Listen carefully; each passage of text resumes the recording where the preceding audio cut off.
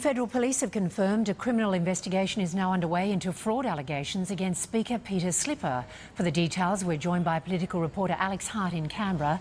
Good morning, Alex. What led to this development? Morning, Anne. Well, Federal Police were first asked to look into these allegations almost 2 weeks ago on April 21. Investigators spent 9 days speaking to potential witnesses and gathering evidence before deciding to proceed with a formal criminal investigation, which has only been publicly revealed for the first time today. Now, these are the allegations which centre around claims that Mr Slipper misused cab charge vouchers. He produced copies of those cab charge vouchers last week, which he claimed cleared him of any wrongdoing, but clearly that hasn't been the case so far. The government today is trying to shift the focus onto the sexual harassment claims against Mr Slipper instead. It's demanding answers from the opposition after Liberal frontbencher Christopher Pyne admitted meeting and having drinks with the staffer of Mr Slipper, James Ashby, about a month before he made those sexual harassment allegations. One minister a short time ago accused the opposition of a cover-up. Here's what the Treasurer had to say. I'd like to see what has been the Liberal Party involvement in all of these allegations, because they've got form, and we saw it in the Godwin-Gretsch affair. The government has no evidence whatsoever for its claims against Christopher Pyne. He was doing his job. This is fanciful. As this issue and the Craig Thompson and HSU sagas drag on, pressure is only likely to increase on Julia Gillard and overshadow attempts to revive her leadership through next week's federal budget. Despite a former key backer, Joel Fitzgibbon, telling her that she's lost his loyalty, the Treasurer is holding strong. Julia Gillard is getting things done. She's doing it in an extraordinary way under the most difficult of political circumstances. It is hard to see those circumstances getting much easier anytime soon.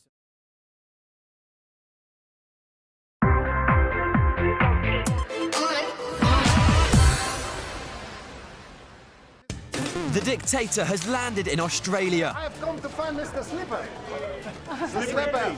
Sacha Baron Cohen's character, General Aladdin, briefly addressed the media as he left the airport, making references to Australian politician Peter Slipper, who is currently battling sexual harassment and expenses claims. I'm going to the casino here in Sydney. I'm going to the top floor. I'm meeting my friend Peter Slipper, and we're both going to get drunk. The dictator then took a stroll around Sydney Harbour with his trademark female bodyguards.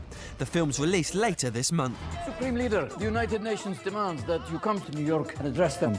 Fine! We are going to America. I ain't gotta tell you, but it's your boy Ho from the US. Admiral General, welcome to New York City. And while you're here, I highly recommend a visit to the Empire State Building before you or one of your cousins takes it down.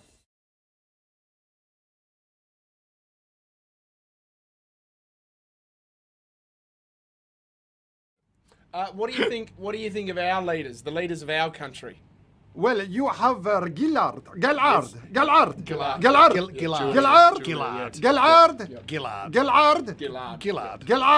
Julia Gillard. Sorry, what are we talking about? Prime Minister. Or Gillard. Yeah. Well, listen, if you put a sack over her head, she's not bad looking. I mean, locally, that is how I meet all my lovers. Just in her case, I won't take the sack off, you know. She is so unattractive, I would have to roofie myself. But you have some great leaders here. I'm actually so interested in your leaders that I want to have some of them in my country and appoint them to government. Oh, great. I am meeting a guy called Slipper.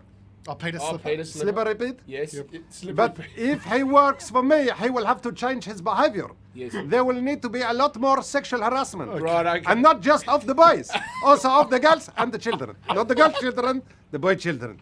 Okay, sure. I don't want any perverts working for me. Right, okay. Yeah, no just the boy children. Right. No one under 11. Yeah. And do you plan to take on... No lazy stuff. Do you plan to take over Nothing in the mouth. No, nothing?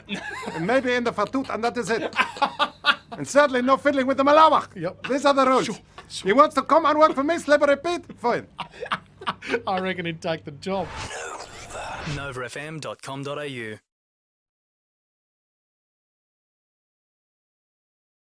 The government has turned up the heat, accusing the opposition of a cover-up over the Peter Slipper scandal. It's jumped on an admission by Liberal frontbencher Christopher Pyne. He may have asked for the phone number of the staffer at the centre of the storm. Political reporter Mia Greaves joins us now. Good afternoon to you, Mia. Now, Christopher Pyne says his relationship with James Ashby is above board. Sam, he does. The outspoken South Australian Liberal said that any contact he had with James Ashby or the Speaker's office was purely for parliamentary business. But that hasn't stopped the government from trying to tie the coalition to the affair. Christopher Pyne has admitted to having drinks with James Ashby a month before he accused Peter Slipper of sexual harassment and misusing government cab charges. However, Mr Pyne said yesterday he didn't recall asking for Mr Ashby's number. Today he says he may well have, but also said that even if he did, there's nothing wrong with that. Well, I don't remember asking for those, but by the same token, I could well have. I mean, why wouldn't I? I mean, the more contacts I have in the Speaker's office, the better. I'd like to see what has been the Liberal Party involvement in all of these allegations, because they've got form, and we saw it in the Godwin-Gretsch affair. Obviously, there's a cover-up going on. There's no doubt that there is a cover-up going on. OK, Mia, federal police have now confirmed a criminal investigation is underway into fraud allegations against Peter Slipper. That's right, Sam. The AFP was first asked to look into allegations of travel rorting by Mr Slipper almost 2 weeks ago, and in that time investigators have spoken to witnesses and gathered evidence before deciding to proceed with a formal investigation into allegations Peter Slipper misused cab charge entitlements. Sam, the government will be hoping that next week's budget finally delivers them some positive PR again. Well, Peter Slipper is in for more uncomfortable reading as he picks up the newspaper this morning. The Daily Telegraph has obtained emails revealing the embattled Speaker lobbied for the retention of paper taxi dockets, despite concerns they could be easily misused. It's yet another twist as investigations continue into claims that Mr Slipper abused his travel entitlements. And the Daily Telegraph's Steve Lewis broke the original story and is again behind this morning's revelations. Morning, Steve. Good morning. Many people, of course, don't know the difference between those things. What does this explain, what you found? Well, this goes back to 2006. At the time, the Howard government was trying to phase out the use of the paper cab charge dockets. Why? Because the Department of Finance said they were very hard to administer and they could be easily misused because of handwriting, etc. So they gave every federal MP and senator one of the electronic cards. They said, look, this is much harder to abuse, much harder to rort, if you like. At the time, there were only 2 MPs who were using the paper dockets, and Peter Slipper was one of those. And for some reason, he wanted to continue to use those paper dockets. And that's essentially the revelations in today's Daily Telegraph. OK, so I guess it's pretty obvious why that is significant in light of recent developments. Well, what do we know? We know that the Australian Federal Police is formally investigating Mr Slipper over allegations that he misused cab charge dockets, allegations made by one of his staffers, James Ashby, who has also accused Mr Slipper of sexual harassment. So the AFP will have a look and see whether or not those claims stand up, and we'll have to wait and see how that plays out. And has Mr Slipper reacted? Has he said anything about this? No, I spoke to him yesterday via email. He's not talking to me personally at present, which is a great shame. A great shame. I hope to see him in Parliament next week, of course, when the budget's on. But he asked to see the correspondence, but he would be well aware of these chain of events. He would be well aware of the history of this particular matter. OK, now there's another story about Peter Slipper today. Your stablemate, the Australian newspaper, has revealed former Howard Government Minister Mal Brough encouraged Slipper's former staffer, James Ashby, to take action against him. Now, Mal Brough is going to run in Peter Slipper's seat at the next election, or planning to do that? Or planning to get he's standing for pre-selection, that's right, okay, yes. So, do you think, I mean, that's a fairly significant development. Yeah, it is a significant development. Look, the government is desperate to try and say that this is all part of a Liberal Party conspiracy involving James Ashby. So it is a significant development for Mal Brough, a former minister in the Howard government, to tell the Australian this morning that, yes, Mr Ashby came to him, yes, Mr Ashby outlined the allegations, and yes, Mal Brough said, well, mate, you better get some legal advice, because these allegations, the harassment and the cab charge allegations, are very, very serious. I read the story before, and it appears that 73-year-old woman, Valerie Bradford, who is a member of the Liberal Party, or LNP up there, introduced Mr Ashby to Mal Brough. And, you know, I guess Mal Brough has to defend claims that somehow he was involved in all of this. It appears he's been fairly transparent, Mal Brough, in all so far. Well, he's come out and he's been photographed with his wife saying, yes, this is the chain of events, and Valerie Bradford has basically laid it out there. So it looks pretty transparent that Brough was introduced to James Ashby by this woman, a great-grandmother, and basically told him, you better get some legal advice because these are very serious allegations. All right, Steve, obviously you've been following this story through, and interesting to see where it does go. Huge impact on the government. Thanks so much, Steve Lewis, for joining us. Thank you very much. Embattled federal speaker Peter Slipper has formally stood aside while allegations of sexual harassment and misuse of cab vouchers are investigated. Mr Slipper took the chair briefly at the start of question time to deny the charges before handing over to Deputy Speaker Anna Burke. This is the first opportunity that I have had to affirm to the House that I deny allegations that have been made. The opposition unsuccessfully attempted to reinstate former Speaker Harry Jenkins to the chair and also tried to have the now independent MP Craig Thomson expelled from Parliament for 14 days. And that staff member who's made accusations against Peter Slipper has now filed a formal statement of claim in the federal court. For more, Melissa Clark joins us now from Canberra. Melissa, good morning. We're getting further details of what James Ashby is planning to pursue in the federal court. The documents set out a bit more detail, and not only about what's alleged to have happened, but also about what impact that had on James Ashby, the young staff member of Peter Slipper who is making these claims of sexual harassment that Peter Slipper has denied. Now, he outlines that some of the circumstances under which he felt harassed, that he had been felt he'd been pressured and also discriminated against as a result of these circumstances. And in the statement of claim to court, he mentions how it makes him feel. This is James Ashby, and the statement says that James Ashby begins to feel offended, humiliated, that he was caused distress and anxiety and suffered significant stress to the point where he began to have physical symptoms. So this will form part of the case that James Ashby is making, not only against Peter Slipper but also against the Commonwealth. He's saying the Commonwealth had an obligation to provide him with a safe workplace.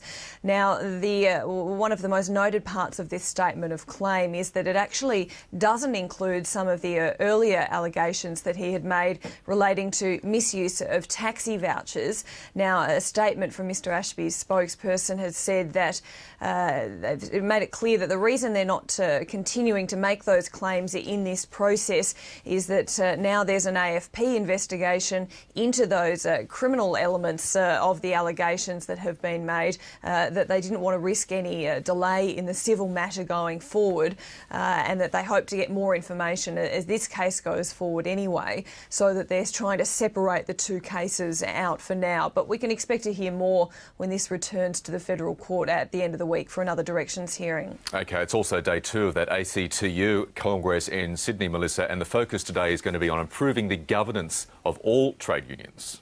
Now, this is something that the ACTU has been promising for some time now, realising that the scandal that's been engulfing the Health Services Union and Craig Thomson has tarnished the image of unions and the union movement as a whole. So we have had the hierarchy of the ACTU promise that there will be stronger governance and transparency arrangements put in place. But to this point, they haven't said what precisely that would involve, how they would go about improving transparency and accountability for unions and the money that they spend. We are expecting some propositions to be put before the ACTU Congress today, which should have some more specific details about how they might do that. So that will be keenly awaited to see if whatever is proposed might try to prevent a situation like what we've seen in some branches of the HSU from arising again.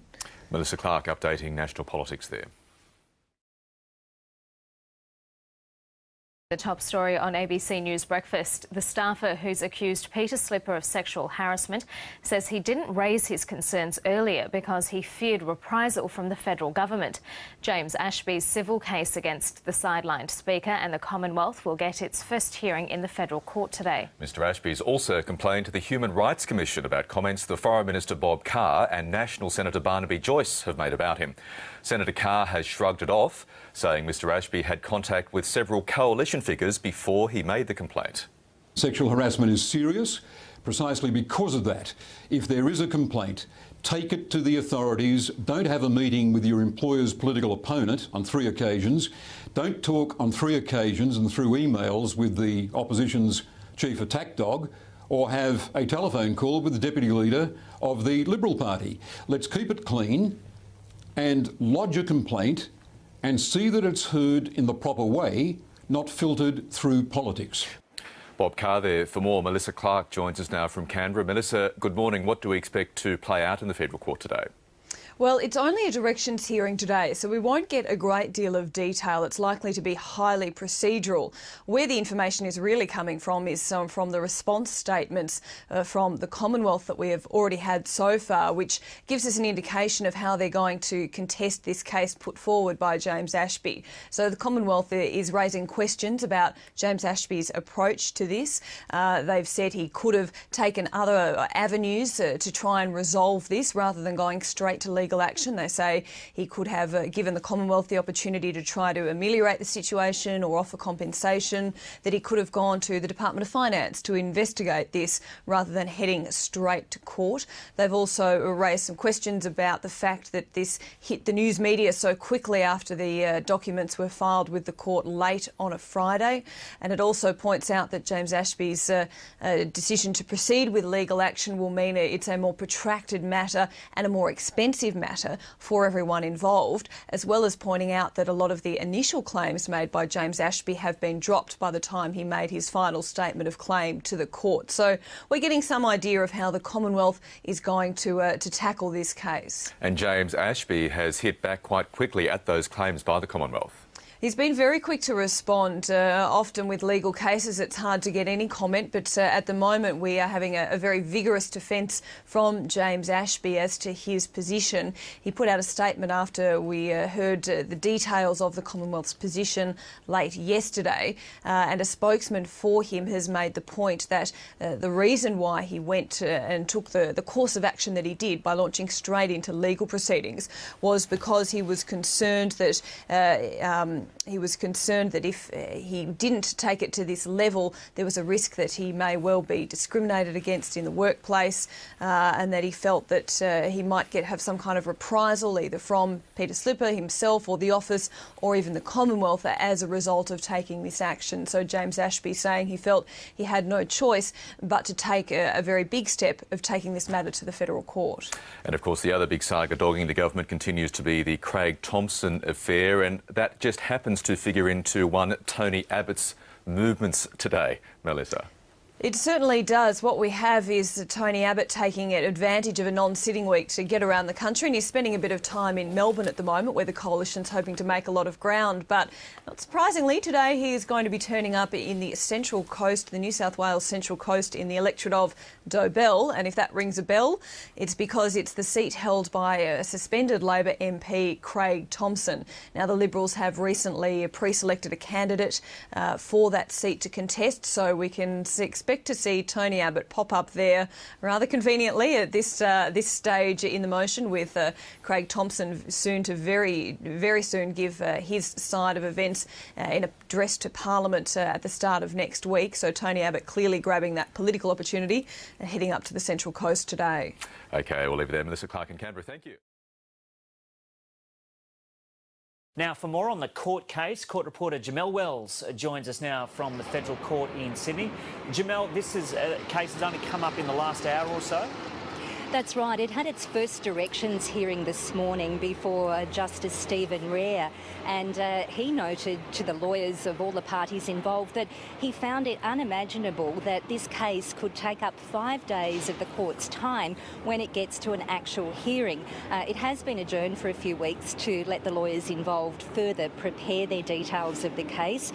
But what we did hear this morning was that James Ashby's legal team will call on doctors as witnesses. We think there will be about 6 witnesses, and his lawyer noted that these allegations against Peter Slipper are serious and are not being thrown around like the elements of a Jackson Pollock painting.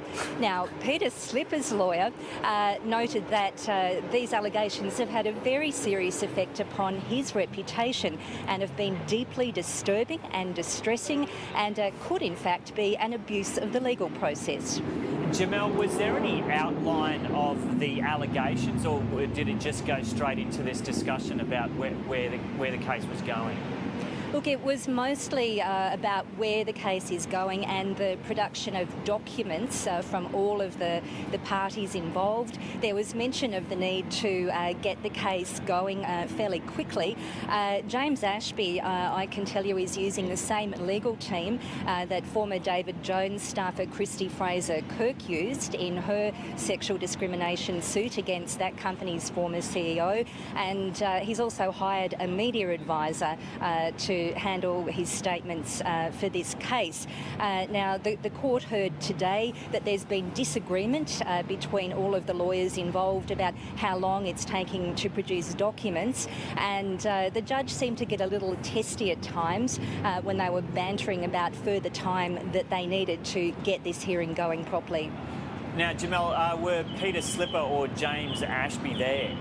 No, they weren't in court today, Joe. It was their lawyers doing the talking for them, or should I say, not doing the talking outside court. All 3 lawyers for the parties, including the federal government, were asked for comment. They made no comment at all. We also asked all of them what they thought of the idea of having the matter heard before a jury, because that's something that James Ashby's lawyers had argued for, because he said that the case has social and moral and community values, so should be decided on by a jury. The judge seemed a little hesitant about that, but a firm decision on that hasn't been made. Peter Slipper's lawyer appeared via video link from Melbourne. The other lawyers were present in the court here in Sydney. OK, Jamel Wells out.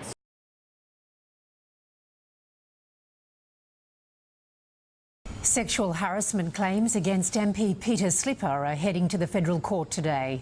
His former staffer James Ashby is also claiming he's been victimised by Senators Bob Carr and Barnaby Joyce. It started off as a personal matter for James Ashby, accusing his boss, Speaker of the House Peter Slipper, of sexual harassment.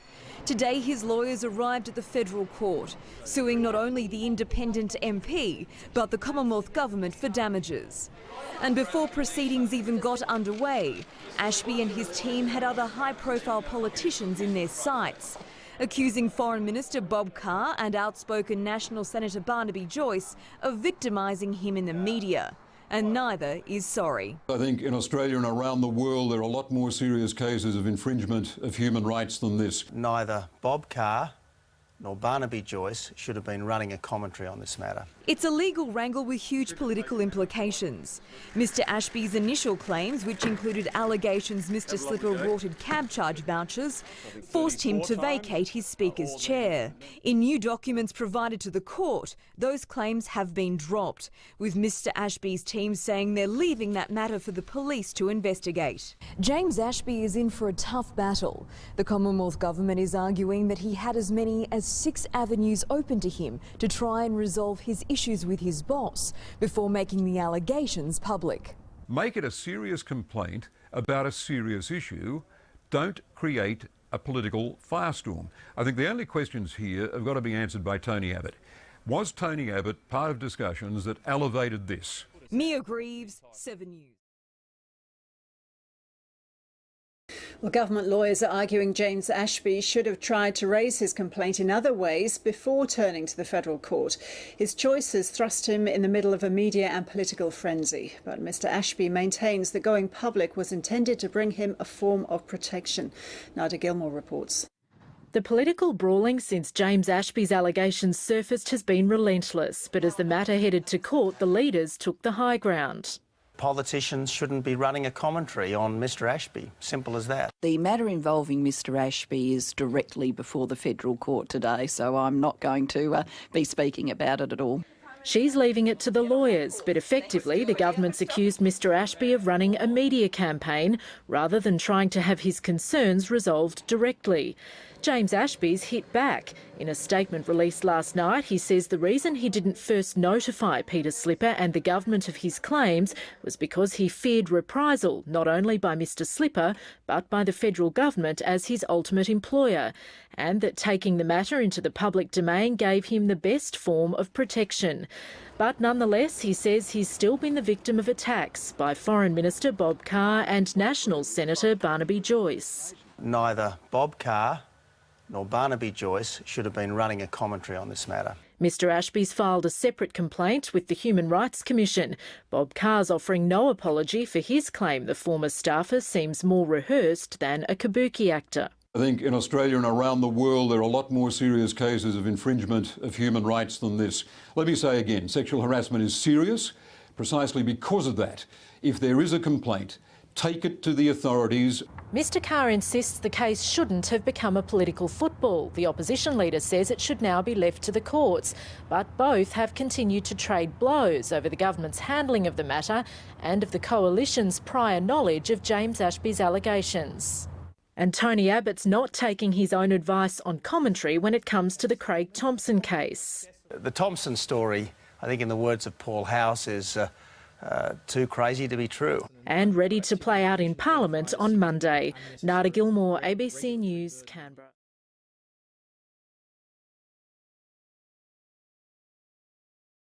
Well, the Foreign Minister has been visiting China and is in Japan, and I spoke to him a short time ago from Tokyo. Senator Carr, welcome. Thank you, Chris. Well, as you know, James Ashby has lodged a complaint of sexual harassment against his employer, the Speaker, Peter Slipper. Do you regret saying that Ashby seems more rehearsed than a kabuki actor? No, not at all. I think precisely because sexual harassment is so serious, it should not become a political plaything or a political football. This seems to have been filtered well and truly through the political process. I think it would have been far better for all concerned if it had been presented cleanly to the proper authorities without all the meetings that have taken place in the halls of Parliament. Well, he's made a complaint against you to the Human Rights Commission, saying that what you did to him was victimisation, and that is a breach of the Sex Discrimination Act. Chris, I think in Australia and around the world there are a lot more serious cases of infringement of human rights than this. Let me say again, sexual harassment is serious precisely because of that. If there is a complaint, take it to the authorities. Don't have a meeting with your employer's political opponent on 3 occasions. Don't talk on 3 occasions and through emails with the opposition's chief attack dog, or have a telephone call with the deputy leader of the Liberal Party. Let's keep it clean and lodge a complaint and see that it's heard in the proper way, not filtered through politics. Well, finally on this then, his lawyers note that Australian politicians have a responsibility to promote the successful operation of legislation designed to curtail sexual harassment, not to actively undermine it. That's a fair point, isn't it? That only underlines my point. Don't take it into the political arena. A case of sexual harassment belongs with the proper authorities. Don't go off to your boss's political opponent on 3 occasions, or to the attack dog of the opposition. I mean, this is occurring on the very day when it's been confirmed that Christopher Pyne had hitherto denied email contact after his meeting with Mr Ashby. Listen, keep it fair dinkum, go to the authorities, don't make it a political plaything. On the eve of the federal court's first hearing of the damages claim against Peter Slipper, government lawyers have attacked the way in which James Ashby has gone about making the sexual harassment case. They say Ashby, the Speaker's former staffer, is wasting the court's time because he hadn't complained earlier against Mr Slipper to appropriate authorities. Meanwhile, James Ashby has launched more legal action, claiming he's been victimised by the Foreign Minister, Bob Carr, and the high-profile opposition Senator Barnaby Joyce. Political correspondent Tom Eagleton's been following the action in Canberra. James Ashby is taking those who've suggested his legal action against Peter Slipper isn't fair dinkum to the Human Rights Commission. Opposition Senator Barnaby Joyce told a newspaper he thought Mr Ashby was only slightly less dodgy than Slipper, while Bob Carr tweeted this Ashby seems more rehearsed than a kabuki actor. Mr Ashby says when Mr Carr later appeared on Lateline, he had the opportunity to withdraw his victimising remarks but declined to do so, which meant Mr Carr's victimising was further broadcast to a large number of people. Would you have considered saying what you said on Twitter if it had been Jane Ashby rather than James? Absolutely. Absolutely. Mr Ashby's lawyer told the Human Rights Commission Mr Carr and Senator Joyce should not use their high office to demean our client for their political ends or otherwise. But the Foreign Minister says it's Mr Ashby who's politicised the legal process with his complaint of sexual harassment against Peter Slipper in the federal court. If there is a complaint, take it to the authorities. Don't have a meeting with your employer's political opponent on 3 occasions. Don't talk on 3 occasions and through emails with the opposition's chief attack dog, or have a telephone call with the deputy leader of the Liberal Party. But the opposition leader's denying the coalition had specific knowledge of Mr Ashby's damages claim before he launched it. All that matters is A, did the Speaker sexually harass his staffer, and B, has he misused entitlements? That's all that matters. The rest is just desperate smear, desperate distraction from a desperate government. But government lawyers are moving to have the damages claim for Mr Ashby against the Department of Finance dismissed tomorrow in the federal court. Mr Ashby took no steps to resolve the issues in dispute before suing the government, a statement lodged today says. It goes on to say the Finance Department was never given any opportunity to address the conduct, change Mr Ashby's work arrangements, to take ameliorating steps or to offer compensation in relation to the alleged conduct. It says Mr Ashby ignored 6 formal avenues of complaint, including, as he did today, making a complaint about the conduct to the Human Rights Commission. It also notes Mr Ashby withdrew several of the allegations he made against Mr Slipper after they'd been aired in the media, including past alleged sexual conduct with a male staffer and that he allegedly misused his cab charge entitlements. The commencement of proceedings has generated significant media coverage, arguably as a result of Mr Ashby's decision to commence proceedings without having taken any steps to resolve the dispute or indeed notify the Commonwealth at all of the dispute.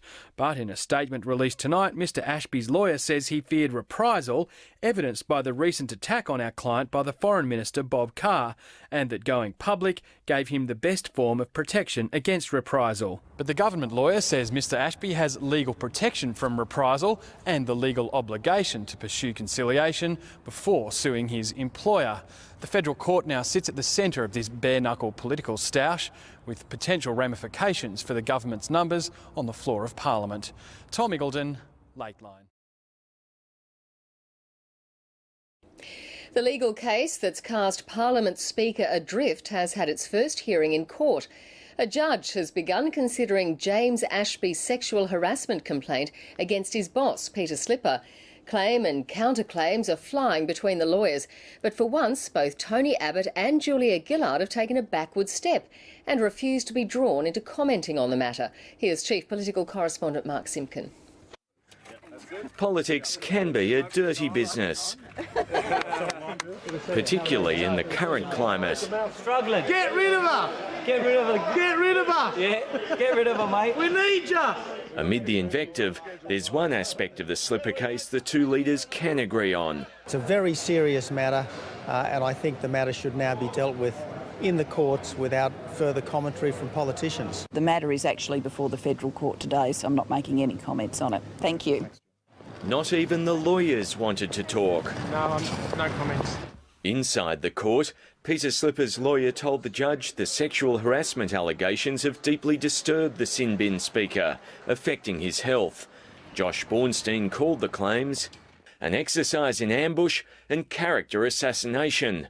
The lawyer accused James Ashby and his team of conducting a media blitz, where court documents were released to the media before they were even served on Mr Slipper or his legal team. He suggested it could amount to an abuse of the legal process.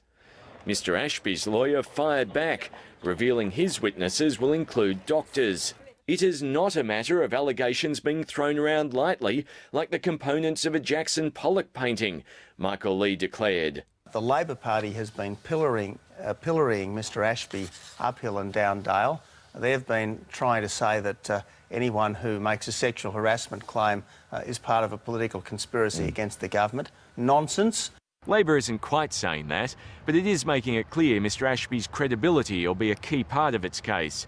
Government lawyers are already questioning the staffer's motives, arguing he didn't complain about the alleged harassment to either the Speaker or the Commonwealth. Mr Ashby's explanation: our client feared reprisal, a spokesman said in a statement, not only by Mr Slipper, but by the federal government. Justice Rares will hear round 2 next month. Mark Simpkin, ABC News, Canberra. The legal case that threatens the career of Federal Parliament Speaker Peter Slipper had its first court hearing today. A judge is now considering James Ashby's sexual harassment complaint against his former boss, with Mr Slipper's lawyer arguing that Mr Ashby's damages claim is little more than a media-driven ambush. Political correspondent Tom Eagleton reports from Canberra. Call it retail politics. Tony Abbott took his sales pitch to a Sydney market today. We've been waiting for all our lives. On his home ground, his fans were right behind him. I come from the North Shore. Mr Abbott thinks the government's been putting something of that nature on James Ashby's claims of sexual harassment by Peter Slipper. I think that the government should never have made light of it. While the opposition leader says politicians shouldn't be commenting on the court case today, he didn't let the opportunity pass to squeeze some advantage from the allegations. I think the public are shocked that someone who is supposed to be the custodian of parliamentary standards should be subject to this kind of court proceeding. I think the public are very, very, very angry about potential misuse of entitlements. While the Prime Minister stayed out of it, The matter is actually before the federal court today, so I'm not making any comments on it. the Treasurer said the opposition still hadn't come clean about contact it had with Mr Ashby before he made his claim. Well, I don't think it should have become a political issue. The way it has been handled, particularly by the opposition, is negative and I think unbecoming of our parliament.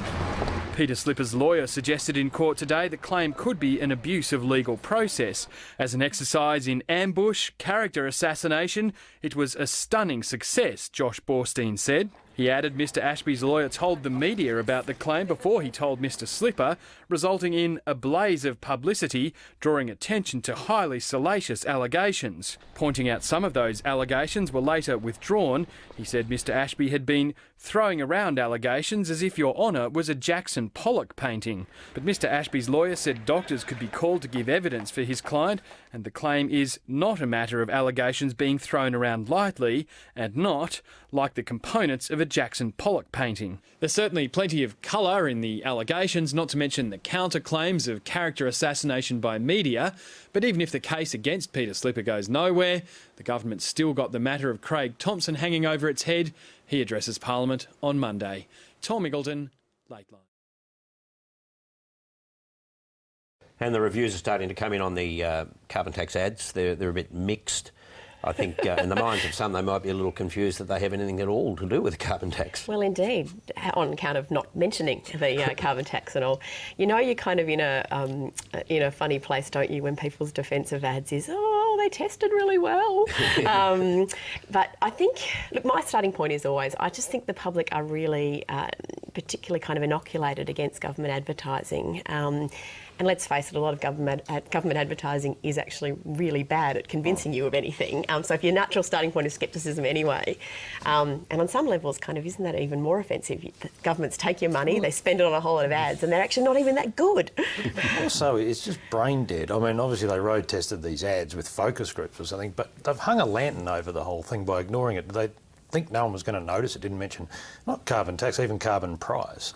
I mean, you'd be better off just mentioning it and saying, look, you know, if you really believe in the policy, this is part of, you know, saving the environment, etc., we're going to put a price on carbon, but you won't be left out. Just it reminds me in 07 when the Howard government just overnight abolished the term work choices, and they didn't think we'd notice, and you know, and it stuck out like, you know, and it's the same thing. Part of your problem as a government is that people think you're being a bit too tricky and spin obsessed and not quite telling the whole truth on things. And it's the very criticism of Labor that they're not backing themselves in. You're saying they should go back to the beginning and kind of explain some of the basics. Just Julia Gillard at a news conference during the week.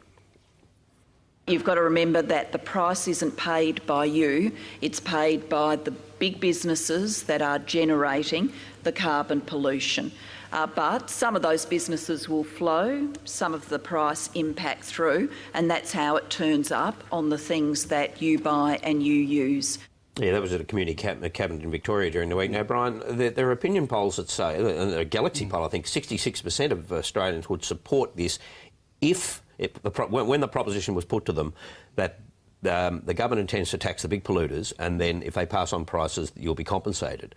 When it's explained simply, they say, oh, that's not so bad. Well, that's what the government's proposing. In fact, the compensation's so generous that it costs more than the tax actually raises. And I think, you know, the government's big hope is that it will be like the GST. It was a much bigger tax. When it came in, it just disappeared as a problem. The difficulty here is, I think, that people dislike Julia Gillard more than they dislike the carbon tax. It's not just, we should say, it's not just households, it's businesses getting this compensation too. The big winners are brown coal producers in Victoria, who were coal-fired electricity producers, who'll get a trouser, $1 billion this June. They'll not be less competitive, they'll still be more competitive than any other form of power generation. In will come Tony Abbott, get rid of the carbon price, and they won't have to pay back the $1 billion. They're pretty lucky. Well, I think even the opposition will put this issue to one side tomorrow, because, of course, the address to the Parliament will happen at, what, 12 o'clock, Phil? Is that midday? Midday. Now, James Ashby, though, on the other issue, on the Peter Slipper issue, created a bit of interest this week when he said he'd be taking two senators from either side of politics, Barnaby Joyce and Bob Carr, to the Human Rights Commission, because they'd criticised his tactics, essentially. Bob Carr, nevertheless, remained defiant. Let's hear from him. Sexual harassment is serious. Precisely because of that, if there is a complaint, take it to the authorities. Don't have a meeting with your employer's political opponent on 3 occasions. Don't talk on 3 occasions and through emails with the opposition's chief attack dog, or have a telephone call with the deputy leader of the Liberal Party. Let's keep it clean and lodge a complaint and see that it's heard in the proper way, not filtered through politics. Now, that proposition was put to Tony Abbott on the Today Show, and he maintains that he did do it the right way. Here he is. Do you think that he should have taken this complaint through the proper channels as well? Well, that's exactly what Mr Ashby's done. That's exactly what he was advised to do by Mal Brough. But ordinarily in these situations, wouldn't somebody who felt that they were being sexually harassed, we're not talking assault here, being harassed, you would make that known to the person, to the employer or whoever it is that was... But in this case, there was no direct complaint made to Peter Slipper, right? That's the nub of the Commonwealth's defence in the legal proceedings that are underway. Essentially, it's saying that they believe there was a step before taking it through the formal legal channels in the courts. Just by saying, look, I don't think your behaviour is appropriate. They said there was a number of options. You could go to the department or to the, you know... And the argument that James Ashby's legal team seemed to have put in that context is essentially saying that he didn't feel that he could pursue those other options. Because? Persecution. A fear of persecution, or that it wouldn't be handled properly. Or. But then if you then go directly to the media and the law simultaneously, wouldn't that also raise the possibility that you might be persecuted? Well, exactly. I mean, well, what the government lawyers said was, you know, the Slipper got the served with the papers. Must have been exactly around the same time as the Daily Telegraph for the telly to get it already for the front page the next day and put it online at about midnight that night or 1 in the morning. So it was a very cynical sort of statement by the Commonwealth lawyers. They were basically saying this whole thing's been designed to run through the media and for maximum effect. Now, this email from email exchange between Christopher Pyne and James Ashby. Firstly, the one from Christopher Pyne, and it says, you see, only APH, I mean, Australian Parliament House, you see, only APH address. What does it mean? Is that code for something? Or? The implication suggests I don't have a private email address, doesn't it? Right, and so the only one you've given me is the... Oh, look, I think the guts of it Does it matter? basically is... Well, where it matters, if it matters, is basically Christopher said, you know, initial, when this was put to him by Jess Wright, the reporter who broke it, that I can't recall any contact with Ashby. His original source was a hello on the way in and out the office, and then... Well, it's such an innocuous contact. Well, I guess, it's the sort of thing you might forget, isn't it? Well, exactly. There's been a couple of emails that have since been uncovered, so it's been a gradual... Well, look, in this atmosphere, everything is significant, and every denial that is proved otherwise is significant. I think that's why it's important. Back home now, the political blame game over the controversy engulfing Federal Speaker Peter Slipper is showing no signs of letting up. Mr Slipper is alleged to have sexually harassed a former staffer and abused cab charge entitlements. While the Prime Minister visits Singapore, back home the ongoing controversy surrounding Peter Slipper threatens to bring down the government. I believe the decision he made to step aside was the appropriate decision. Mr Slipper stood down as Speaker at the weekend, and despite not being allowed to vote, it's now been revealed he'll remain on full pay while allegations he misused cab charge vouchers are investigated.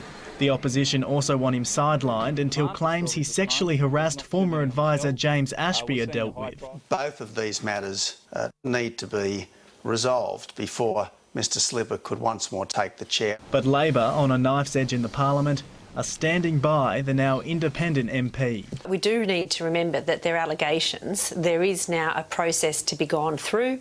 Of course, a person's entitled to defend those allegations. It's really been pretty disappointing to see Mr Abbott immediately behaving as if he's the leader of a lynch mob and out to get someone. Without him, the government will once again struggle in the hung Parliament. Now, without Mr Slipper there, they've still got the ability to get legislation through Parliament, but they're back to the very close arrangement that they had before. Mr Slipper has denied all allegations, and independent Andrew Wilkie has capitalised on the uncertainty over Mr Slipper's role in the Parliament, with reports today the Tasmanian MP has spoken with both sides in an attempt to shore up support for his poker machine reforms. Reid Butler, 9 News.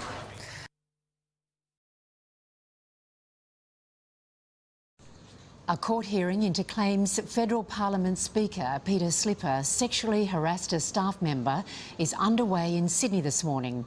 It's been told James Ashby colluded with a colleague to undermine Mr Slipper's reputation.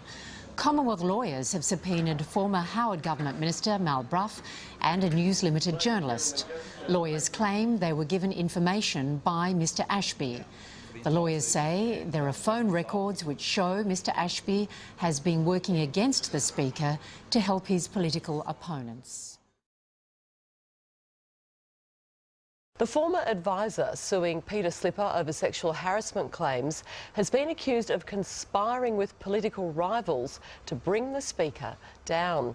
A court hearing heard yesterday that James Ashby passed on sensitive information to former Howard Government Minister Mal Brough and a journalist before making the allegations. This is a piece of litigation which is an abusive process. There are a lot of questions to be answered.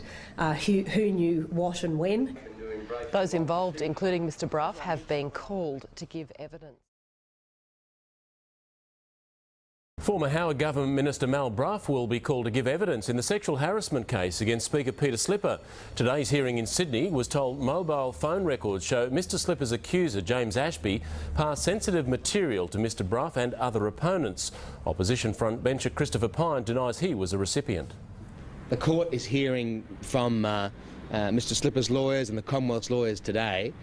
If the Labor Party has any evidence of me being involved in this federal court action, they should bring it out. Lawyers for the Commonwealth claim Mr Ashby and a colleague deliberately undermined Mr Slipper by leaking information to his rivals and a News Limited journalist. The sexual harassment scandal involving Parliament Speaker Peter Slipper has taken a dramatic turn. A Sydney court's been told the staff member making the allegations had secretly leaked confidential information to a journalist and a rival politician. The Speaker has stepped aside, and today outside court it was journalists' turn. I'm a very bad driver, so I'd get out of the way. Inside, Peter Slipper's legal team accused his accuser, James Ashy, of trying to bring him down from within his own office and help former Howard Government Minister Mal Brough take his seat. Appearing for the government, barrister Julian Burnside said phone records showed a string of text messages between Mr Ashby and fellow staffer Karen Doan, Mr Brough and Senior News Limited journalist Steve Lewis in the weeks before Mr Ashby lodged his sexual harassment claim. The court issued subpoenas to all four today, as well as Mr Ashby's PR consultant Anthony McClellan. Mr Ashby's legal team agreed to release the text messages, but described the government's case as like wrestling with a rice pudding. And while all were tight-lipped outside the court, No comment.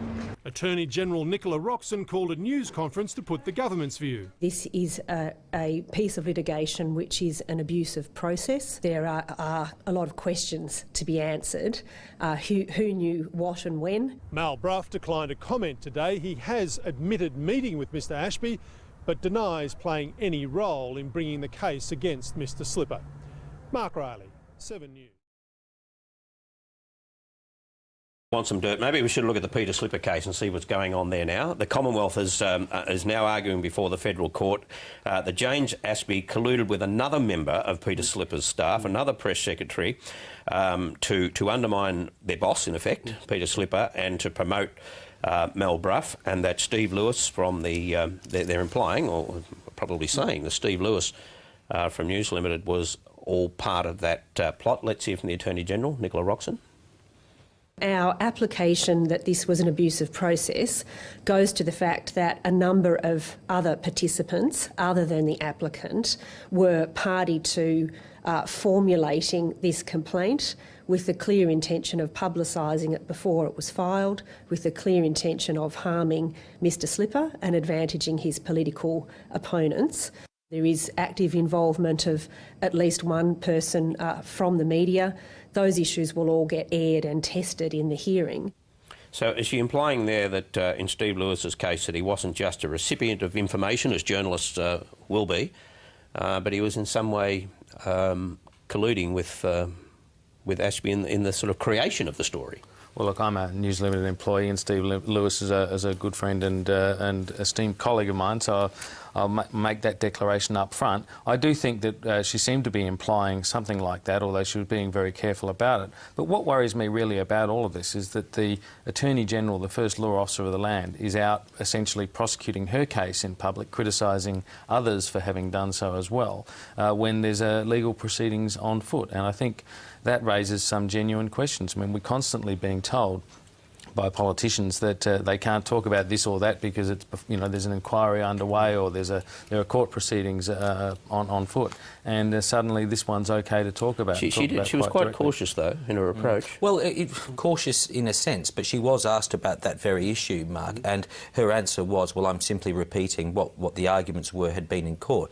She was in Melbourne. The court case had been in Sydney. So, but what I'm amazed by here, or surprised by, is the confidence with which they're now talking about this case. I mean, we were saying a few weeks ago, Barry, that I was hearing that that the government expected this to be wrapped up by August. Now, I think that there is a growing expectation that it will be wrapped up in the next few weeks. And that Peter Slipper will return to the speakership. That's the expectation from some people in government. Well, let's hear what Anthony Albanese had to say as well. He went a little further than Nicola Roxon. Here he is. What occurred during Watergate was that people attempted to obtain information in a way that wasn't legal and wasn't appropriate. So, you know, it is also the case that took a while for the facts to come out. We need to be very careful about the media playing a role in which they confuse the issue of whether they're reporters or participants. That is a very important issue, and certainly I think that will be looked at further. So again, he's making that point that Steve Lewis is in some way a player in all of this. They have phone records, they have some text messages. We don't know what they say. They haven't been put to the court yet. They're going a lot further in these comments, or the implications of their comments, than what has so far being put to the court. Which suggests that they, as you say, have some level of confidence about it. But he's a bit confused about Watergate, surely. I mean, that was about official corruption being exposed by the media, not the other way around. I think he meant that the breaking the burglary was not really the way to get the information. He could have just called that illegal, as he did, rather than adding that weasel word, or appropriate. And look, the other thing to say about it, this important thing, is that this suggestion that people knew about the alleged behaviour of the Speaker in his office and so forth, and that there was discussions between a number of people prior to it coming out, that is not in and of itself evidence of anything. No, but what was curious about it, and right from the start it was, that the course that Ashby took, that he went to the media and he went to the police before he actually approached the Speaker. And you would think that if you felt that you were in some way being harassed, you would approach the person and say, listen, this is not appropriate. You would think that, although we all know that sexual harassment cases are often about abuses of power relations, and there may be some reason why that wasn't done in this case. But then the text messages also came in for a little bit of examination at the time, because it did seem at times as if he was inviting a response from Peter Slipper. And I've been wondering whether that's why there's they want the full 40-page document and his full statement of claim, and whether indeed that we might find out this week in the government's affidavit that they've got some sort of history that has been incomplete up until this point. Which, I mean, look, the whole thing's been very mysterious and strange from the start. So I don't think anything will surprise us here. It's also unusual to go taking a civil action in court before you actually go on to the employer, which in this case I imagine is the Department of the House of Representatives and so forth, and seeing how you go there, and didn't use the harassment clauses in the Act, instead went across for a civil action in this court. Yeah. Steve Lewis wrote in April that this was going to be an explosive courtroom drama. I'm not sure whether you expected to be at the epicentre of the explosion, but that's the way it's shaped. Senior Federal Government Minister Anthony Albanese has likened the scandal engulfing Peter Slipper to Watergate. He's attacked the federal court action taken by James Ashby, saying sexual harassment shouldn't be used as a political plaything. Joining us now with the details from Canberra is political correspondent Matt Moran. Matt, Mr Albanese certainly didn't hold back. No, he believes that the whole claims in the case are politically motivated, aimed at destroying Peter Slipper and the government. Now, it's claimed that James Ashy has worked with the media and the LNP to formulate this sexual harassment claim. Now, the opposition says the government seems to be trying to put pressure on the federal court. Let's have a listen to what they all had to say today.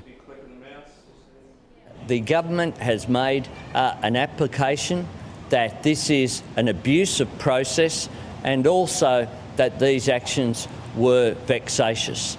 That is, that this is politically motivated. What occurred during Watergate was that people attempted to obtain information in a way that wasn't legal and wasn't appropriate. It's now in the courts. The truth will come out one way or the other.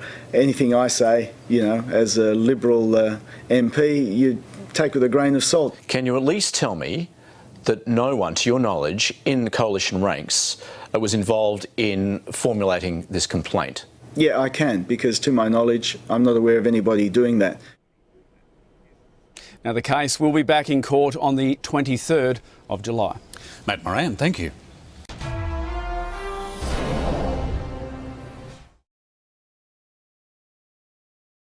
A Labor minister has compared the Peter Slipper affair to the Watergate scandal after it was alleged in court that sensitive information about the embattled Speaker was leaked to the media and his political rivals.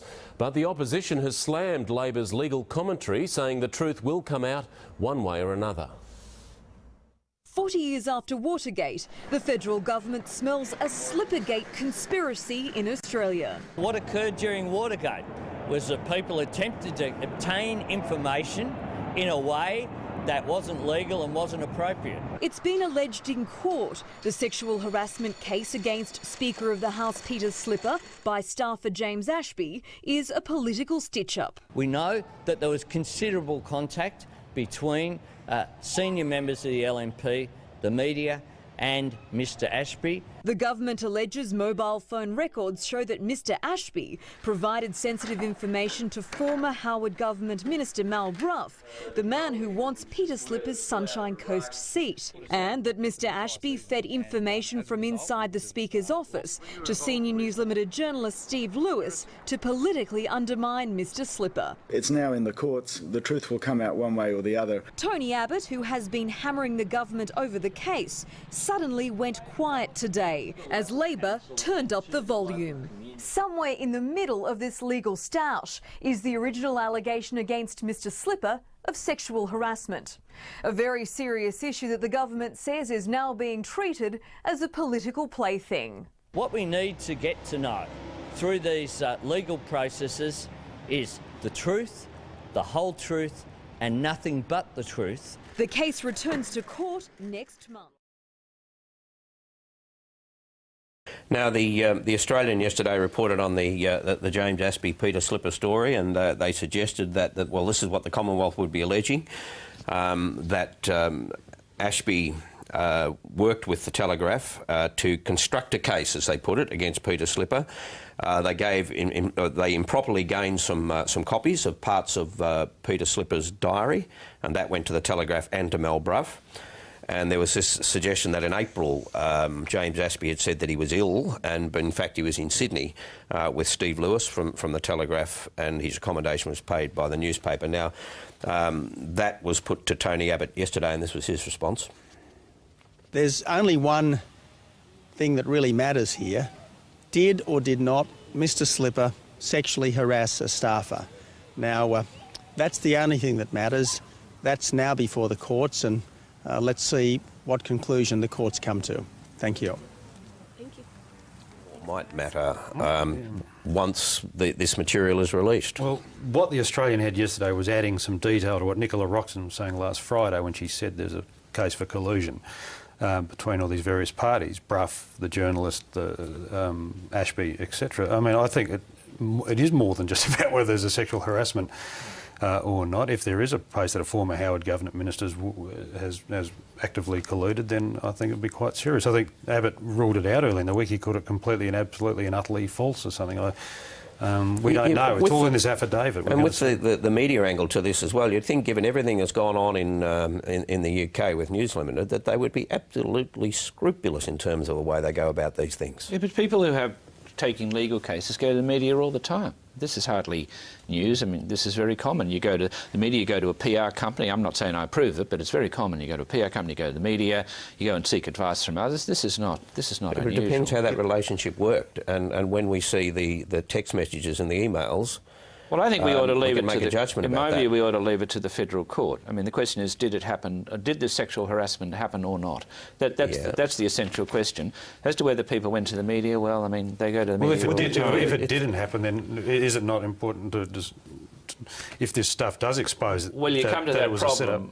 Yeah. Well, you come to that problem when there's a decision. So when will we come to that position? It seems to me this could be a story that, along with the carbon tax, will be the big political story through the winter break. I think it'll be very... July 23rd is the next hearing where all this explosive material, as we're told, is contained in a Commonwealth Government affidavit, which the court is refusing to release. Now, we had a bit of a stab at it a week ago. The Oz put some more detail out yesterday. It is being talked about extensively around Parliament, the content and what these text messages purportedly say and so forth, and the government's not going on the front foot on this for nothing, I suspect. They're fully aware of what's in it, so we will see it in all its gory detail on July 23rd, unless an application to release it before is successful. But this is not the carbon tax. I always use on Insiders the Geelong test. You drive down the Geelong today, does anyone give a damn about this? The answer is no. Carbon tax, yes, they do. But they might. It depends on where the story goes. I don't think Mr Ashby and Mr Slipper will be an issue in the next election campaign.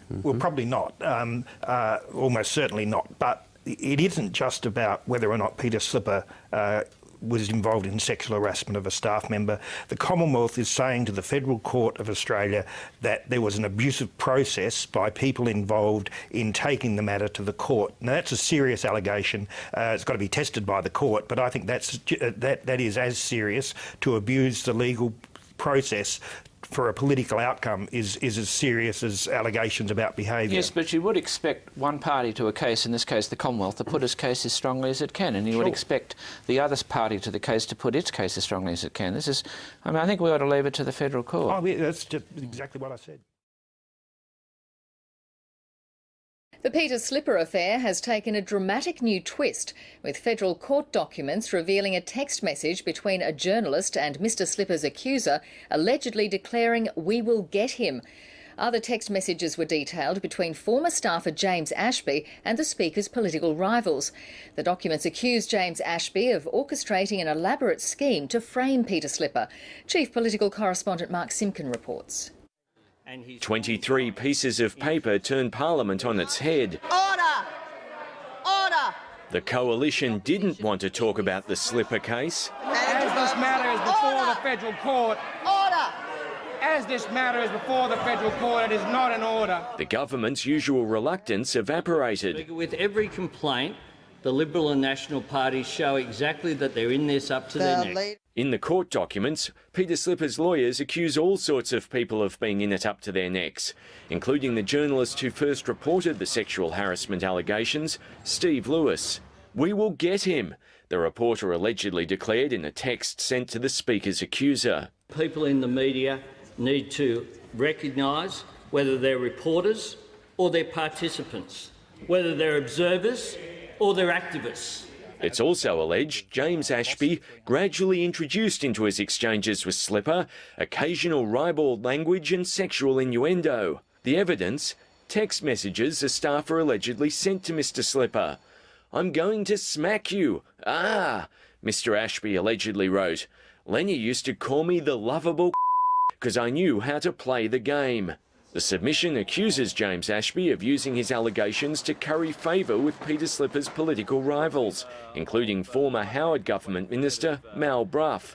Ashby engaged in a calculated, duplicitous and deceitful scheme to undermine Slipper to the advantage of the Liberal National Party and Brough, and therefore secure his own prospects of advancement. The claim and counterclaim temporarily overshadowed the back and forth over an even more fraught issue. After another day of debate on asylum seeker policy, the major parties are no closer to a compromise. What is there to negotiate? The Prime Minister just wants us to accept a dud deal. That tells you all you need to hear about Tony Abbott's attitude to this. You're left thinking that he sees political advantage in people dying. That's the real disgrace of this. That's personal. Mark Simkin, ABC News, Canberra.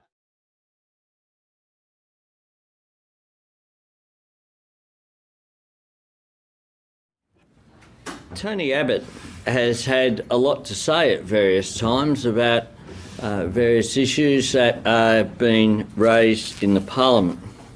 Indeed, he's made it clear on a number of occasions that his view is that the allegations around Peter Slipper have profound consequences for the government.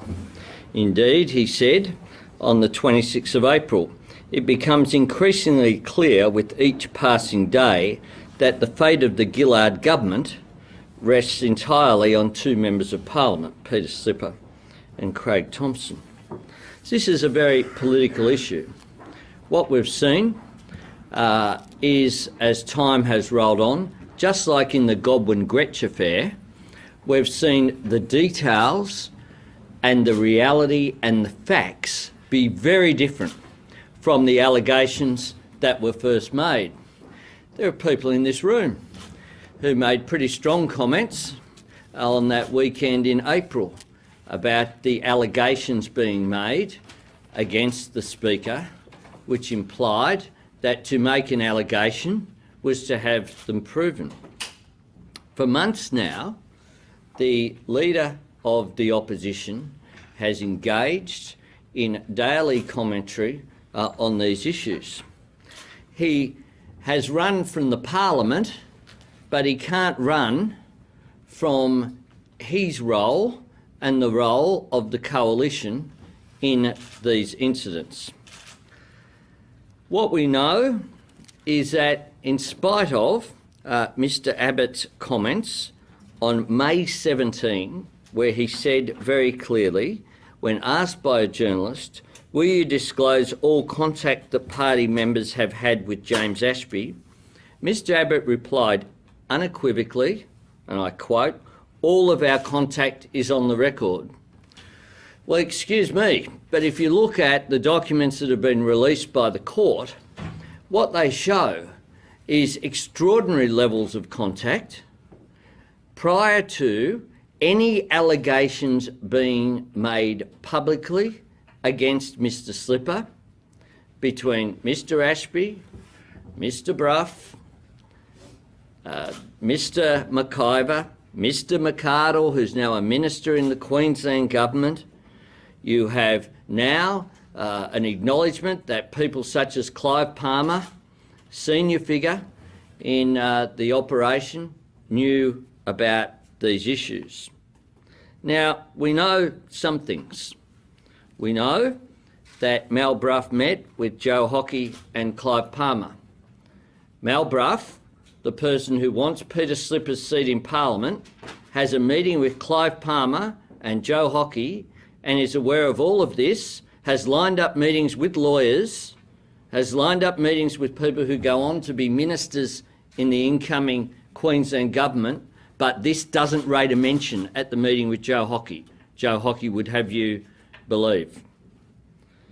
We know that Mal Brough, Christopher Pyne and Joe Hockey have all had to change their stories. Mal Brough originally said that it was nonsense that he had any prior knowledge.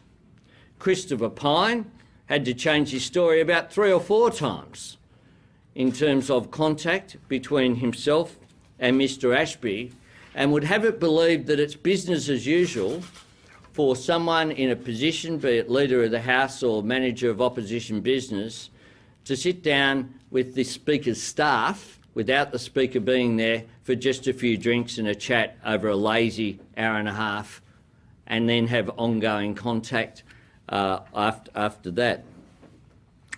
These quite explosive documents released by the court mean that it is time, given the public nature of the way in which this issue has been dealt with, it is appropriate that Tony Abbott do nothing more and nothing less than what he said he had already done.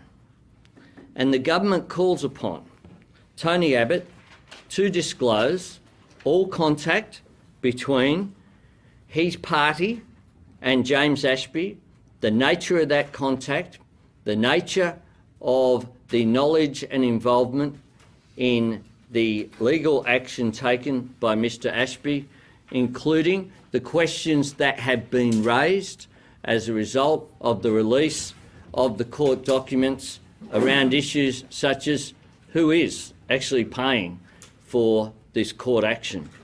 Who is paying for this court action? So we ask nothing more and nothing less than transparency. That is what the opposition have demanded of the government over a range of issues, including this one. Campbell Newman is standing by his water minister after revelations Mark McArdle met with the man who has accused Peter Slipper of sexual harassment. Mr McArdle has refused to detail his discussion with James Ashby. Federal court documents reveal that before Mr Ashby filed a sexual harassment case against then Commonwealth Speaker Peter Slipper, he met with State MP Mark McArdle. I'm afraid it's the normal sort of machinations in politics, sadly. But today he did check to see if his now water minister had done anything criminally wrong by meeting Mr Ashby. I rang the Attorney-General this morning and I asked him whether he thought there was anything like that at this stage, and he advised me that that was not his view. The spokesman for Mr McArdle said the minister wouldn't be commenting on a matter that's presently before the courts. LNP donor and billionaire Clive Palmer also bought into the debate, denying he'd ever been asked to help Mr Ashby financially. And then this. Does your wife know James Ashby? No, she doesn't. Right. She's a heterosexual woman, Steve. Right, so can I... Later, Mr Newman was asked if Mr Palmer was becoming an embarrassment for the LNP. Well, he's larger than life, that's for sure. And after the LNP revealed plans to dump same-sex surrogacy laws, the Premier apologised today for ruling that out during the election campaign. The mistake was not understanding what my MPs had been discussing on. Patrick Hundred, 7 News. Now, the other issue that keeps ticking away, of course, is the Peter Slipper James Ashby matter. Now, what was new this week was a text message from Steve Lewis that said, "We will get him," which raises questions about the level of involvement on the part of the journalist and the organisation. We'll hear from Anthony Albanese on that. The media's main role is to report the news, not to make the news. People in the media need to recognise whether they're reporters or they're participants, whether they're observers or they're activists. Now, the key to this is whether or not material was taken from Peter Slipper's diary and then passed on to the media. I guess that then becomes potentially a criminal matter. There's a real shift, though, there has been on this issue. I suppose it's a question whether this winter of discontent that Julia Gillard and the Labor Party clearly face could be tempered to an extent if they make some ground on the carbon tax issue. And if this one Well, I noticed that goes into reverse. You asked her, Barry, whether she would put Peter Slipper back in the chair straight away, and she didn't say she would. No, and why do you think that was? Was it a matter of endorsement? I mean, I'm not quite sure. I thought that was quite curious because the impression I've had from government ministers is that once he's cleared, he's back in the But you won't want it. Well, I think also, I mean, remember at the heart of this is allegations of sexual harassment. Everything the government's put out so far in the last week doesn't really go to whether that allegation is true or not, I don't think. So therefore the PM presumably wants to be careful about endorsing someone who could still be found by a court guilty of sexual harassment. Well, that was cleared. But if he's cleared of that, and surely if your argument is that Tony Abbott has gone in too hard on this and prejudged it and the whole thing was unfair on Peter Slipper, then you need to put him back in the chair to underline and reinforce that point. My personal feeling is that there's a lot on Labor's side who wouldn't want Peter Slipper back in the chair, but they don't want to get him offside either, and they might be hoping that he might come to his own conclusion that it's better for him to not be in the chair. I think they might think that was better all round, but I don't know. They can't lose sight of the numbers either, and Andrew Wilkie has already demonstrated that he's prepared to cross to vote for the coalition. Not unless on he's issues. Speaker. I guess that's I think Mr. Wilkie hello. Yeah, and if not leader of the armed forces plus treasurer. and what's the feeling on the media matter and the Steve Lewis involvement? Look, I mean, the notion that reporters get leaks is not terrifically new. And this is far more than that. Well, you know is it? Far more than that. Well, let's see. Let's see. Truly, Yeah. let's wait and see. Now, going to the politics, though, of it, I think that's very interesting. And again, we'll have to wait and see. But if it is established that Mal Brough used this young man, who obviously was in some sort of distressed state over something or other, whether it was his prospects of getting a job in the LNP elsewhere or whatever, his treatment by Mr Slipper, if Mal Brough exploited this young man for pretty obvious political motives, one, to get himself pre-selected for Fisher and win the seat, two, to negate Mr Slipper's seat in the Parliament. And if the media exploited this young man as well? No, but I think isn't that an issue as well? I think, what are we saying here? We're all hanging this on this text, OK? Now, I have to admit Steve Lewis is a friend of mine, but I haven't spoken to him about this text. A text can mean a lot of things. We don't know what that means exactly. But if I was a journalist and someone said, oh, here's this material, I've got this to prove it, and it's I wouldn't think twice it was a photocopied of some politician's diary if it was proving, in the end, upholding a story that was a worthy story to tell. All right, I'm sorry, we do have to move on. We're running out of time. But more with our panel shortly. Andrew Probyn, Malcolm Farr and Fran Kelly. But now it's time for Mike Bowers and Talking Pictures. Lawyers for Speaker Peter Slipper have raised the stakes in their legal stoush with a staffer who's accused Mr Slipper of sexual harassment. They've revealed plans to refer James Ashby to federal police over allegations he leaked entries from Peter Slipper's diary. But the move backfired when a judge ruled Mr Ashby shouldn't have to file any sort of response because it may incriminate him. Carl Herr reports. It started with a claim of sexual harassment, but this case has drawn in politicians and the media to become something much more. Peter Slipper and the federal government believe there are grounds to throw out the claim even before it's heard. They say it was designed to damage Peter Slipper and benefit his political rivals. Mr Ashby's lawyers say they were ready to file a response, but the goalposts have shifted. In this letter, Mr Slipper's lawyers allege James Ashby and his colleague Karen Doan may have committed a criminal offence. They're accused of sending covertly recorded images of Peter Slipper's work diary to News Limited journalist Steve Lewis and former Howard Government Minister Mal Brough. The court was told this was no reason for him not to provide a response in the civil case. The judge disagreed, saying the prospect of criminal allegations means James Ashby has the right to say nothing. If we don't uphold those rights in our society, we'll end up in a police state, the court heard.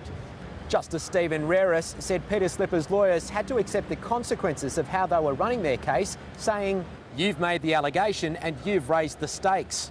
James Ashby's barrister says Federal Minister Anthony Albanese also raised the stakes when he drew this parallel. What occurred during Watergate was that people attempted to obtain information in a way that wasn't legal and wasn't appropriate. The judge also expressed concerns about the cost of the proceedings, saying they seem to have got out of all proportion. Still, there's no sign of this being resolved anytime soon. And Carl Herr reporting there. Federal Parliamentary Speaker Peter Slipper's attempt to raise the stakes in his legal battle with his former staffer James Ashby appears to have backfired.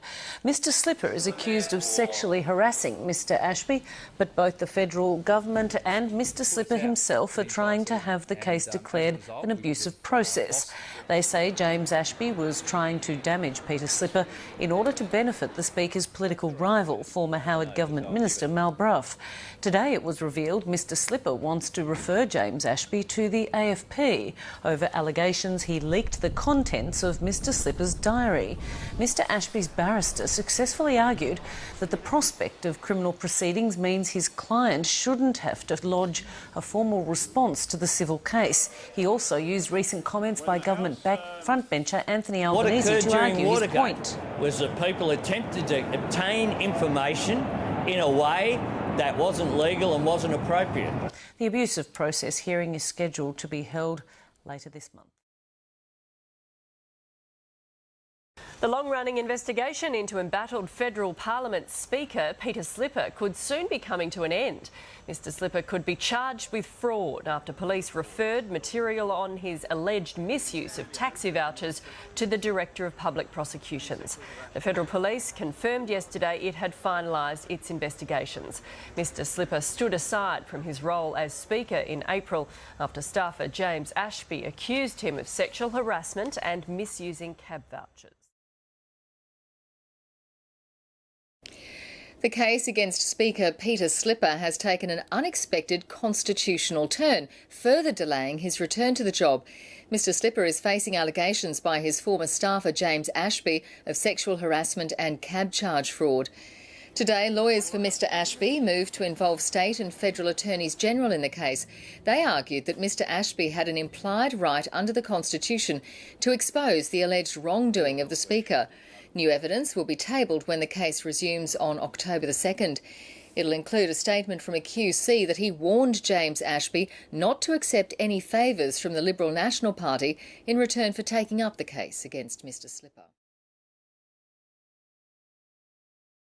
There's mounting evidence of a concerted plot against Peter Slipper in the form of hundreds of pages of fresh evidence filed with the federal court based on emails and text messages between the key players. There have always been questions about whether the claims by Mr Slipper's accuser, James Ashby, were politically motivated. That's the basis of Peter Slipper's defence in a case that could have serious repercussions for the federal parliament. Here's Hayden Cooper. His rise to power was sudden, shocking, and an act of gross disloyalty in the eyes of his Liberal colleagues. Peter Slipper became Labor's Speaker, bolstering their numbers in a knife-edge parliament. But in hiring James Ashby as an advisor, the scene was set for a scandal. And by April this year, it exploded when Ashby went to court to accuse his boss of sexual harassment. All allegations have been denied, and I'll be making a statement.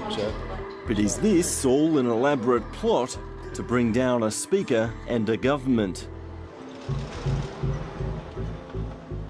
Now in the federal court, hundreds of pages of evidence, emails and text messages that reveal a web of planning and prior knowledge by key political figures. The two Slipper staffers, James Ashby and Karen Doan, were in frequent contact with several players before the case blew up. The first is Mal Brough, former federal minister, archenemy of Peter Slipper, rival for his seat.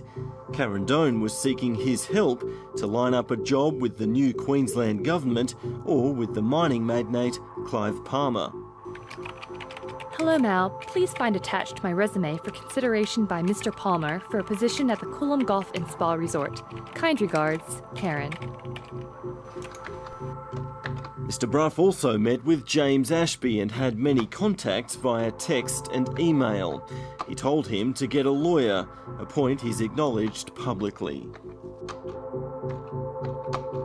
He asked me for some advice on technical issues around legalities, about whether he was actually required under the law, if he thought a crime had been committed, to report it.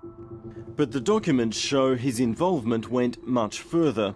Mal Brough was in touch with all the key personalities and wanted to be kept informed.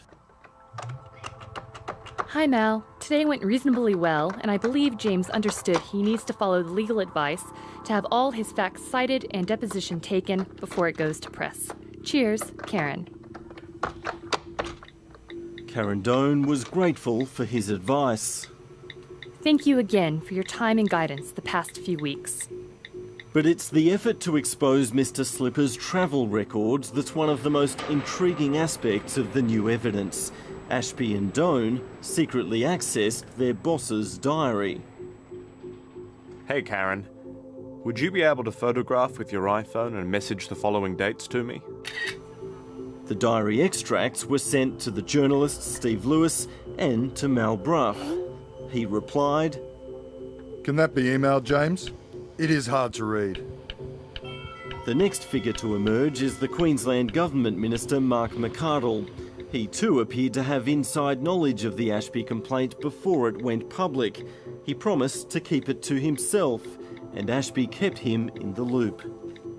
I've decided to press ahead with what I spoke to you about some weeks ago. It's going to be the biggest challenge of my life, but this man needs stopping. He's hurt too many people. I appreciate your comments about not doing it, but I have the strength to go through with it, and regardless of the outcome, I'll know I've done the right thing. Mark McArdle won't comment. His boss in Brisbane will. You know, he knows Ashby, as I understand it. People talk to me all the time. People talk to him as a local member. You know, there's nothing sinister about that. If someone has something that says that he's done something improper, then let them come forward, but they haven't. And that's why I say I'm not concerned. Not concerned at all. Yeah. Then there's Clive Palmer, the Queensland LNP figure also named in the documents. He denies any knowledge of receiving Karen Doan's resume, and he's always maintained he had no involvement in the case. Well, all I'd heard about was rumours, right? That these sort of things had happened. That's all I'd heard about. Yeah? I can't remember who from, but I just heard rumours that they'd happened. I certainly wasn't aware that he was going to file charges with anybody. The government's case is clear. This is a well-coordinated conspiracy with obvious political motivations. Peter Slipper's lawyers cite specific text messages to bolster the case, like Karen Doan's message to Ashby about how he secured the services of a lawyer with no upfront cost. It is also due to the barrister's ties to the LNP and the way this will tip the government to Mal's and the LNP's advantage. And this message from Ashby to another contact. One day I'll ask you to don a shirt that says "Vote 1 Ashby."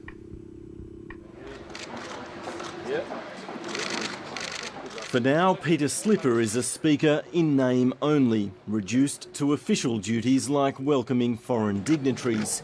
But will he return to the Speaker's chair? This glimpse into the political manoeuvring behind the harassment case may raise doubts about James Ashby's motivation. Whether it really was a conspiracy is up to the court to decide. Hayden Cooper and producer Nikki Tugwell with that report. In Queensland, the Liberal National Party says there's nothing in the latest court documents in the Peter Slipper case that would prevent Mal Brough running for pre-selection this weekend. Mr Brough, a Howard government minister, is seeking endorsement in the seat of Fisher. The Sunshine Coast seat is currently held by Peter Slipper, who has stood aside as Speaker. The court documents show extensive contact between Mr Brough and James Ashby before Mr Ashby lodged sexual harassment allegations against Mr Slipper.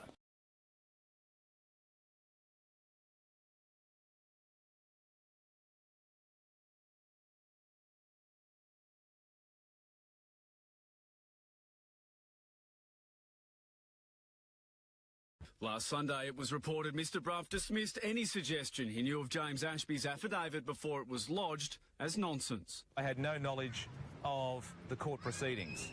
I've been absolutely consistent with...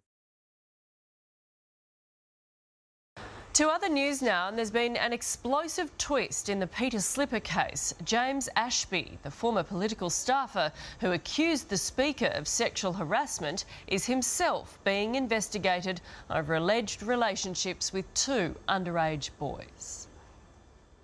James Ashby rocked the Parliament when he lodged sexual harassment charges against his boss, Speaker Peter Slipper, in April. The former political staffer claims he was discriminated against after rejecting Mr Slipper's advances. The fallout continues, with the ABC 7:30 revealing Mr Ashby is himself under investigation by Queensland Police over alleged sexual relationships with two teenage boys. In 2003, I met James Ashby through a mutual friend. He was working for a radio station and in the process of moving to Townsville. We began a sexual relationship which lasted for a few weeks before James broke it off as he had started a relationship with another person, which lasted 2 or 3 years. Both of the young men involved were allegedly aged 15 at the time. Mr Ashby was in his 20s. The man never told police, instead emailing Mr Slipper after Mr Ashby launched his case.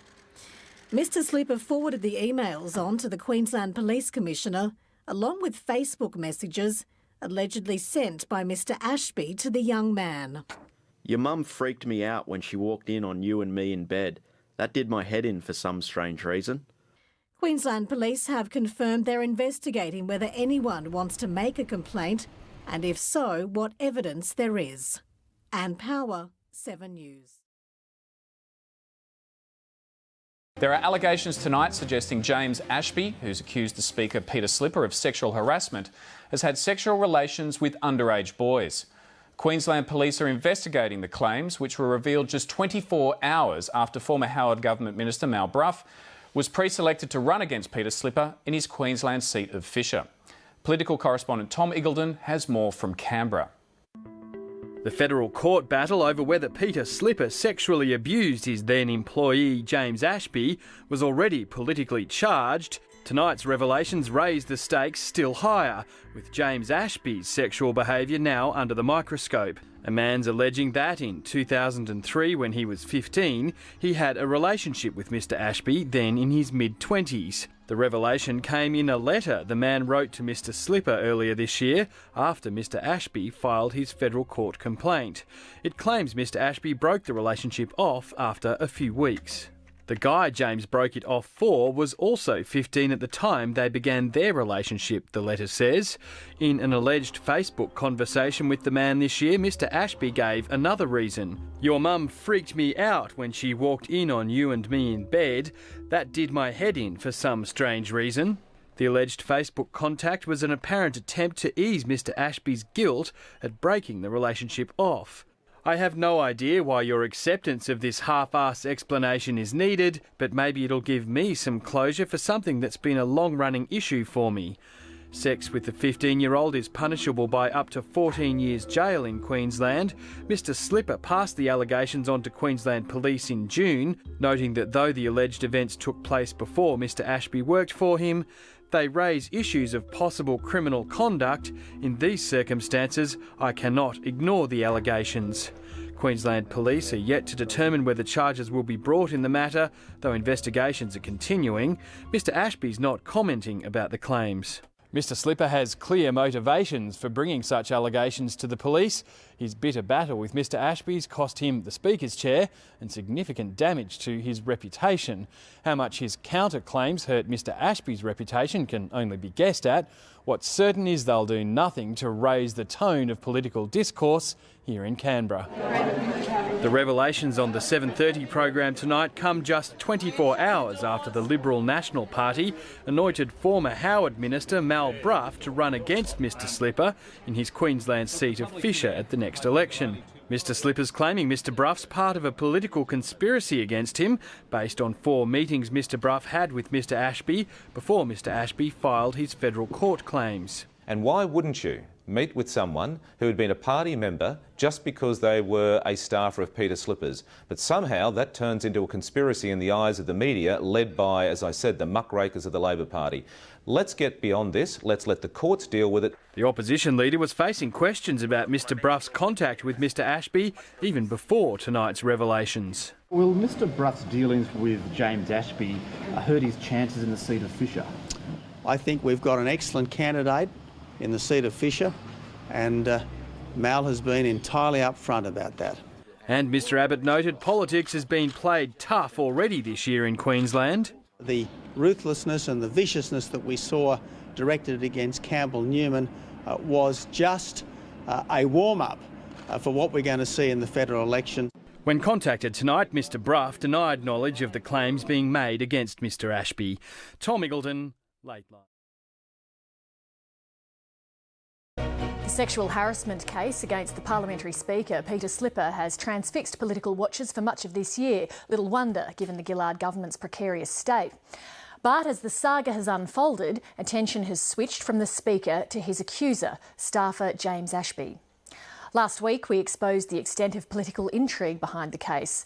Tonight, 7:30 can reveal that Mr Ashby is now under investigation himself over allegations of sexual relationships with 15-year-old boys. The Queensland Police are examining the claims. Stephen Long has this exclusive report.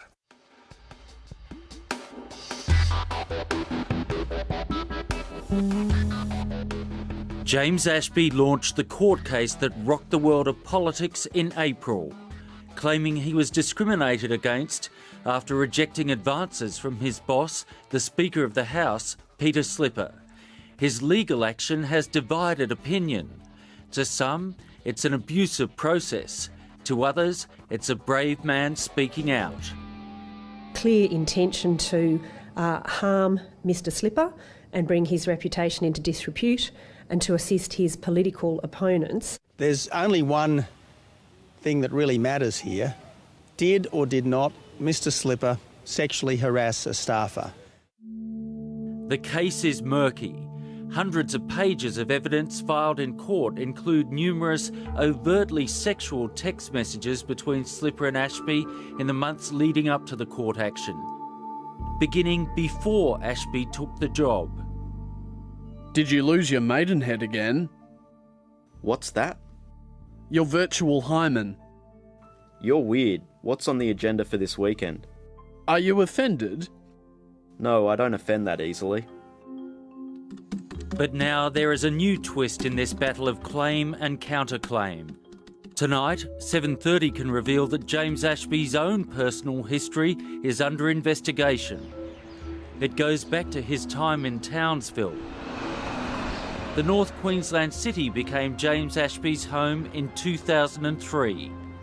He moved there from Newcastle, where he'd resigned from his job as a radio DJ in controversial circumstances, convicted and fined for making threatening and abusive phone calls to a rival radio host. In Townsville, then in his mid-20s, James Ashby met a 15-year-old boy. 9 years on, spurred by the publicity about Ashby's sexual harassment case, that young man contacted Peter Slipper. His email to the Speaker has been obtained by 7:30. In 2003, I met James Ashby through a mutual friend. He was working for a radio station and in the process of moving to Townsville. We began a sexual relationship which lasted for a few weeks before James broke it off as he had started a relationship with another person, which lasted 2 or 3 years. I was 15 at the time, however what we did under Queensland law cannot be consented to under the age of 18. The guy James broke it off for was also 15 at the time they began their relationship. The email went on. James left me feeling used and disgusted with myself. 7:30 has seen Facebook messages that James Ashby sent to the young man confirming their relationship. I really never gave an explanation behind me f***ing off and not saying why. Strangely enough, the reason was so pathetic, but I thought I'd share it with you. Your mum freaked me out when she walked in on you and me in bed. That did my head in for some strange reason. Ashby continued the correspondence as he prepared to take on his new job. I start my new role as advisor to Australia's Speaker of the House this Friday. Shitting myself, absolutely. He went on to say, I have no idea why your acceptance of this half-ass explanation is needed, but maybe it'll give me some closure for something that's been a long-running issue for me. After the young man sent the Speaker this material, Peter Slipper urged him to take the matter to police. A few weeks later, Peter Slipper took action himself. On the 26th of June, Slipper wrote to Queensland Police Commissioner Bob Atkinson, forwarding the emails and Facebook messages. His letter said, Although the allegations that have come to light predate Mr Ashby's employment with my office, they raise issues of possible criminal conduct. In these circumstances, I cannot ignore the allegations. Some may well question Slipper's motivations, but the allegations are being taken seriously. Under the Queensland Criminal Code, sex with minors is an offence punishable by up to 14 years in jail. 7:30 has confirmed that police are investigating the claim that James Ashby had sex with underage boys, though it's not yet clear whether James Ashby will have a case to answer. In a statement to 7:30, Queensland Police said, The Queensland Police Service is in the process of determining whether any person authorised to do so wishes to make a complaint, and if that is the case, whether there is the evidence to support any prosecution. We will advise in due course the outcome of that investigation. We've spoken to the young man who made the allegations. He didn't want to be interviewed or to comment. James Ashby's spokesman told 7:30, "We will not be making any comment at this stage on this issue." Whatever the outcome, it's clear the fallout from the case against Peter Slipper is beyond anything anyone contemplated when it was launched, with potential to damage many players from both sides of politics and beyond. Queensland Police are now investigating Peter Slipper's former staffer James Ashby over claims he had sex with 2 underage boys. Political editor Hugh Riminton has more on this story for us. Hugh, this business just seems to get murkier and murkier. Yeah, well, perhaps we're finally getting a little bit more clarity. Time will tell exactly where all this ends up. Queensland Police are cautioning, however, that they have not yet received any formal complaint from any alleged victim. They've indicated they're a long way short of laying any charges.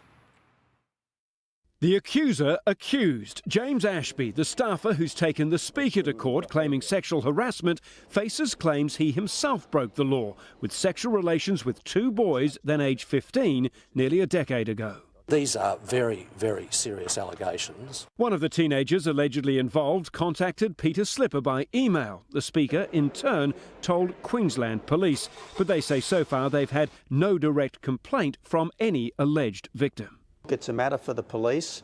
If there's anything in these allegations, the police will investigate and they'll take appropriate action. Mr Ashby's media advisor, former 60 Minutes producer Anthony McClellan, tweeted briefly today, "We have no response." The opposition says the new allegations against Mr Ashby do not affect his original complaint. There's only one issue in that case, and that is whether James Ashby was sexually harassed by Peter Slipper. The case, still before the civil courts between James Ashby and Peter Slipper, has now generated separate claims, not just against Mr Ashby, but against another advisor to the Speaker, a journalist, and the man who will now run against the Speaker, former Howard Government Minister Mal Brough. Every single one has denied any wrongdoing. It is the government now seeing potential political mileage. It's incumbent upon Mr Abbott to detail his involvement and the involvement of his office. Parliament resumes in a fortnight.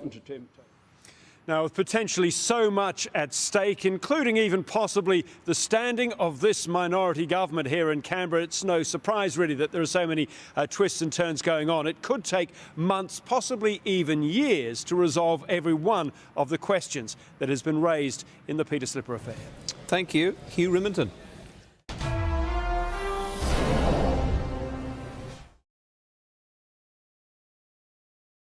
The acting Prime Minister has urged police to launch a full investigation into new claims about Peter Slipper's accuser, James Ashby.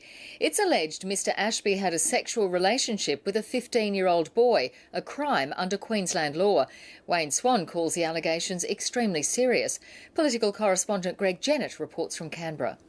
James Ashby's complaint against Peter Slipper has already spun off in many directions. Now the accuser stands accused, and police are considering whether he could be prosecuted. When James Ashby leapt to prominence with his sexual harassment complaint against his boss, it stirred memories for a gay man who'd known him in Townsville 9 years ago. The ABC's 7:30 has revealed the man emailed Peter Slipper to tell him he'd had a sexual relationship with James Ashby in 2003. I was 15 at the time. However, what we did under Queensland law cannot be consented to under the age of 18. The man also claims Mr Ashby broke off their relationship to start one with another 15-year-old. Last month, Peter Slipper passed the email on to Queensland Police. They say they're in the process of determining whether any person authorised to do so wishes to make a complaint, and if that is the case, whether there is the evidence to support any prosecution. In what has always been a politically charged case between James Ashby and the Speaker, the 7:30 story actually has government and opposition agreeing this one is not for them to argue over. I think that the allegations last night on the 7:30 report were extremely serious. They should be investigated by the responsible authorities. Look, it's a matter for the police. If there's anything in these allegations, the police will investigate and they'll take appropriate action. Queensland Police say they will advise when their investigation is over.